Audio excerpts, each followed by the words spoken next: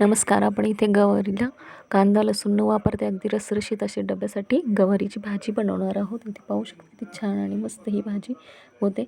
इथे पहा मी एका कढईमध्ये आता आपण इथे मसाला करून घेऊया आधी गवारीचा. इथे मी थोडासा खोबरं घेतलेलं आहे चिरून, ते आपल्याला छान असं तळून घ्यायचे लाल. थोडंसं इथे मी शेंगदाणे घेतलेले, ते पण आपल्याला तळून घ्यायचे आहेत. इथे पहा लालसर असे तळून घेतलेत. आता एका मिक्सरच्या भांड्यामध्ये मी हे दोन्ही टाकून त्यात थोडंसं आलं आणि कोथिंबीर घालून हे मिक्सरला बारीक करून घेतलं आहे. आता आपण गवारीची भाजी करून घेऊया. इथे मी गॅसवरती कढई ठेवून त्याच्यामध्ये तेल टाकून, जिरं मोहरी टाकून, थोडीशी हळद टाकून त्यामध्ये गवारी चांगली स्वच्छ धुवून टाकून चांगली परतून घेतली. त्यात मीठ आणि जे वाटण आपण आत्ता केलेलं ते टाकून चांगलं परतून घ्यायचं आहे. आता इथे आपल्याला आपल्या आवडीनुसार तिखट टाकून घ्यायचं आहे आणि छान परतून घ्यायचं आहे. आता तुम्हाला जेवढी भाजी करायची त्यात थोडंसं इथे पाणी टाकून याला आपल्याला शिजवून घ्यायची आपल्याला गवारीची भाजी. इथे पहा मी एक 10 मिनटं इथे गवारीची भाजी शिजून छान रसरशीत